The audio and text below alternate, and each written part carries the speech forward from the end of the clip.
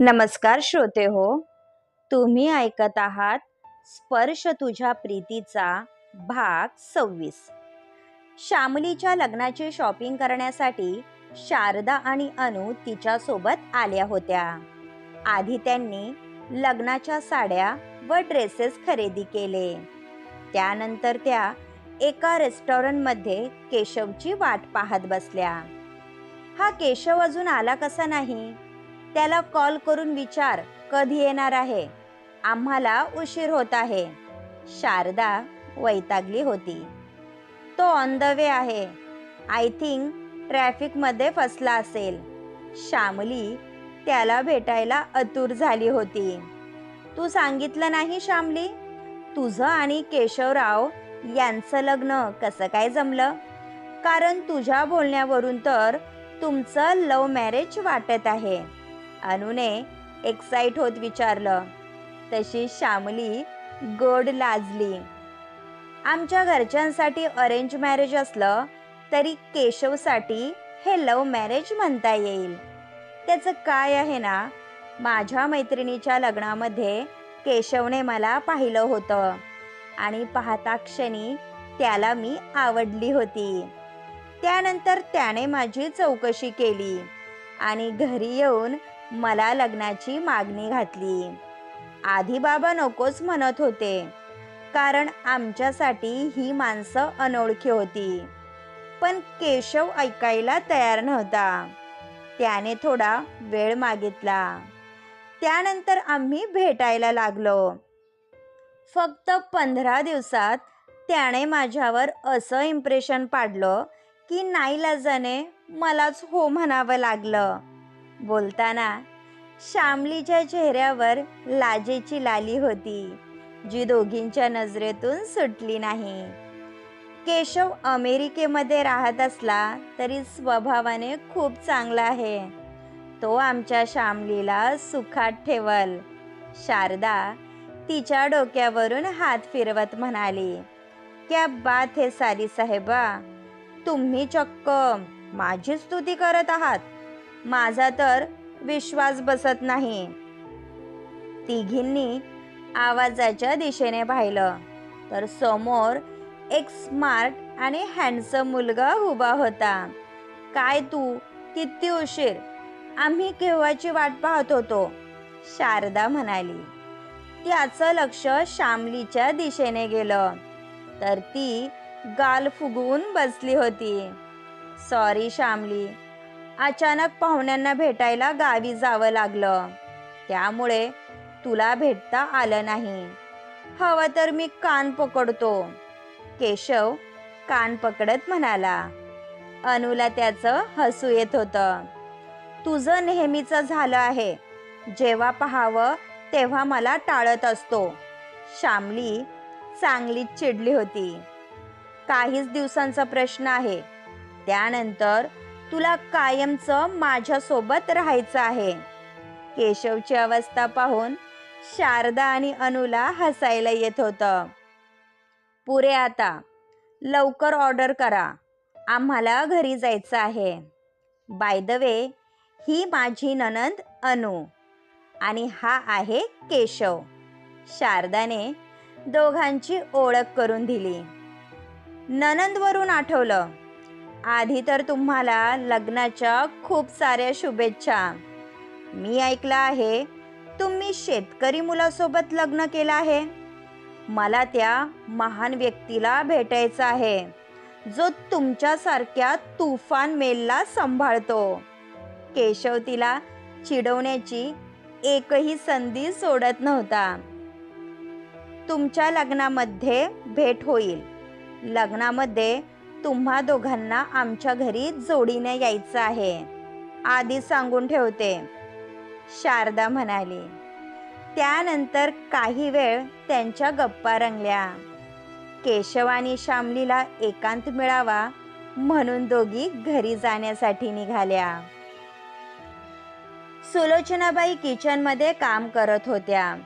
तितक्यात सोनाली आतमध्ये आली. तुम्ही जेव्हा पाहावं तेव्हा काम करत असता. ते कणिक माझ्याकडे द्या, मी तिंबून देते. सोनालीने त्यांच्या हातातील परात घेतली.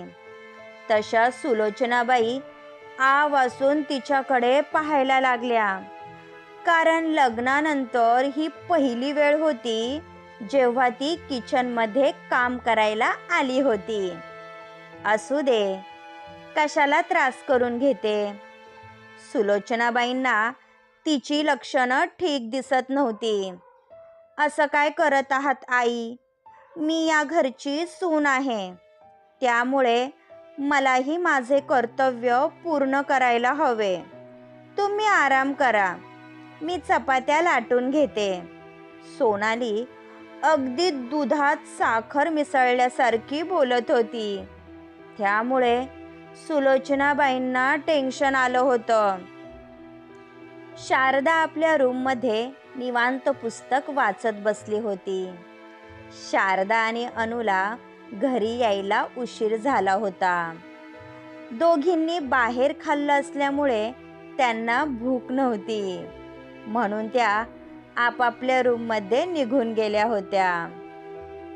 प्रल्हाद उशिरा घरी आला होता.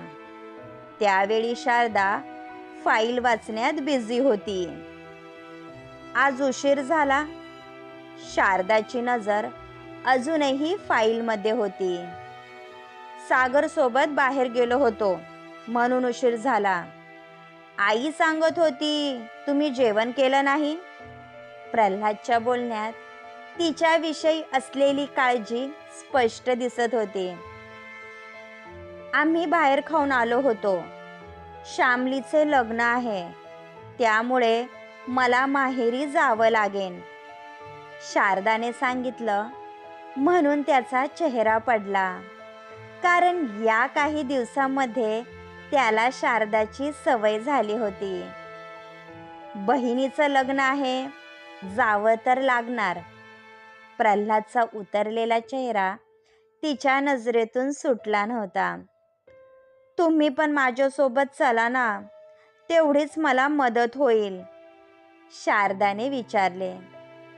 तिची अवस्था त्याच्यासारखी झाली होती. शेतीच्या कामामुळे मला जमणार नाही, कारण पावसाळा कधीही सुरू होईल. त्याआधी मला तयारी करायची आहे. प्रल्हादने आपला बिछाना टाकला व झोपी गेला. त्यामुळे शारदाला वाईट वाटले, कारण या काही दिवसांमध्ये तिलाही त्याची सवय झाली होती. सकाळी शारदा त्याच्यासोबत गेली नव्हती, कारण तिला माहेरी जायचं होतं. तिने आपली बॅग पॅक केली व स्वयंपाकघरामध्ये आली, तर सोनाली काम करत होती, जे पाहून तिला धक्का बसला. या ताई, बसा, मी तुमच्यासाठी चहा टाकते.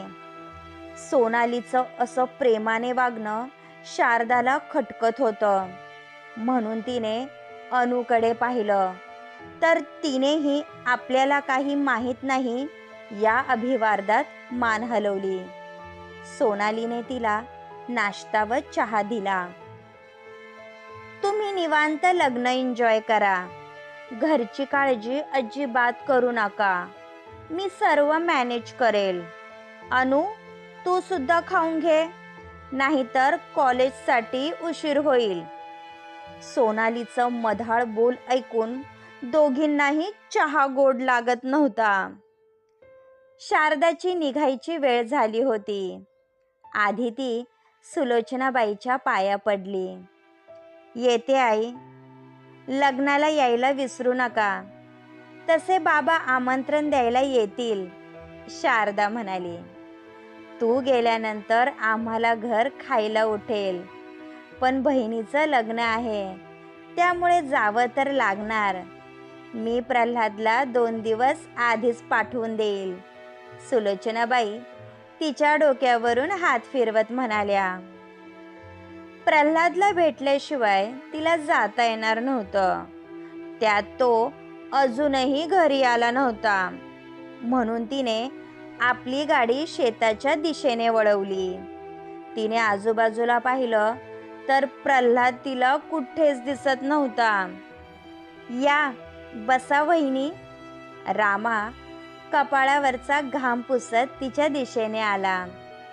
प्रल्हाद कुठे आहेत? त्यांना बोलवा, शारदा म्हणाली. मालक खत आणायला गेले आहेत, ते संध्याकाळी येतील, रामाने सांगितलं. तसा तिचा चेहराच पडला. समजतात काय हे स्वतःला? आज मी माहेरी जाणार आहे हे माहीत असून हे गेले. यांना माझ्यापेक्षा खत महत्वाचं होतं. मला भेटून जायला काय झालं होतं? शारदा तशीच तनतन करत गाडीमध्ये बसली आणि निघून गेली. पण यावेळी तिला प्रल्हादचा भयंकर राग आला होता. त्यामुळे ती सहजासहजी त्याला माफ करणार नव्हती. संध्याकाळी प्रल्हाद घरी आला होता. आज शारदा माहेरी जाणार हे त्याच्या डोक्यातून निघून गेले होते. त्यामुळे आधी तो आपल्या रूममध्ये गेला. पण शारदा त्याला कुठेच दिसत नव्हती. आई, शारदा अजून आली नाही का? प्रल्हादने गच्चीवरून आवाज दिला. सुनबाई माहेरी गेले आहेत, तुला सांगितलं असेल की, सुलोचनाबाई यांनी सांगितलं. तसा प्रल्हादचा चेहरा पडला. कारण आज ती माहेरी जाणार होती हे त्याच्या ध्यानातून निघून गेले होते. त्याने सकाळी 5 वाजता जे घर सोडलं होतं त्यानंतर तो आत्ता घरी आला होता. त्यामुळे दिवसभरात त्या दोघांची भेट झाली नव्हती. त्याने पटकन मोबाईल हातात घेतला व शारदाला कॉल लावला. पण ती कॉल रिसीव करत नव्हती. त्यामुळे त्याला टेन्शन आले होते. अनु आपल्या रूममध्ये स्टडी करत होती. तितक्यात दरवाजावर टकटक झाली. दादा तू ये ना. अनु सावरून बसली. माहित नाही माझ्या फोनला काय झालं आहे. तुझ्या मोबाईलने शारदाला कॉल लावून दे. त्या पोहोचल्या का नाही विचारायचं होतं, प्रल्हाद अधीर होत म्हणाला. अनुने शारदाला कॉल लावला. तिने पटकन कॉल रिसीव केला. हॅलो वहिनी, दादाला तुझ्यासोबत बोलायचं होतं, अनु हसत म्हणाली. त्यांना सांग की त्यांच्यासोबत बोलायला माझ्याकडे वेळ नाही. शारदाने रागात कॉल कट केला. त्यामुळे अनु समजून गेली की नक्कीच दोघांचे काहीतरी बिनसले आहे. काय म्हणाल्या त्या? प्रल्हादच्या चेहऱ्यावर टेन्शन स्पष्ट दिसत होतं. तुमच्यामध्ये काही झाले आहे का? कारण वहिनीने तुझ्यासोबत बोलायला स्पष्ट नकार दिला, अनु म्हणाली. त्यामुळे तो समजून गेला की शारदा चांगली चिडली आहे. आता तिची समजूत कशी काढायची हेच त्याला समजत नव्हतं. शारदा सोबत बोलणं झालं नाही, त्यामुळे प्रल्हादला चैन पडत नव्हतं. पुढे काय करावे हेच त्याला सुचत नव्हतं. आता फक्त सागर त्याची मदत करू शकत होता. गावी लोकांना लवकर झोपायची सवय होती. त्यामुळे सागरच्या घरचा दरवाजा बंद होता. प्रल्हादने दारावर टकटक केली. काही वेळाने अनिताने दरवाजा उघडला. भाऊजी तुम्ही या ना, अनिता म्हणाली. सागरला बोलवा, त्याच्याजवळ काम आहे, प्रल्हाद म्हणाला. तितक्यात सागर बाहेर आला. तू यावेळी इथे? घरी सर्व ठीक तर आहे ना? सागरने काळजीने विचारले. बाहेर ये, थोडं बोलायचं होतं. प्रल्हादच्या चेहऱ्यावर टेन्शन स्पष्ट दिसत होतं. म्हणून त्याने तशीच पायात चप्पल चढवली. दोघेही व्हरांड्यात येऊन बसले होते. प्रल्हादची चलबिचल सुरू होती. आता सांगणार आहेस की असा शांत बसणार आहे? सागरने विचारले. प्रल्हादला कशी सुरुवात करावी तेच समजत नव्हतं. मला सांग, वहिनी जेव्हा तुझ्यावर रुसतात तेव्हा तू काय करतो? प्रल्हादने विचारलं. तसा तो आ वासून त्याच्याकडे पाहू लागला. काहीही काय विचारतो? नवरा बायकोच्या पर्सनल गोष्टी कोणाला सांगायच्या नसतात. सागरला त्याचा भोळा स्वभाव माहीत होता. मला सांगायला काय हरकत आहे? तुला आपल्या मैत्रीची आण आहे, प्रल्हादने विचारले. म्हणून सागर त्याच्याकडे बारीक डोळे करून पाहू लागला. तुझं वहिनीसोबत भांडण झालं आहे ना? खरं सांगायचं, सागरने विचारलं.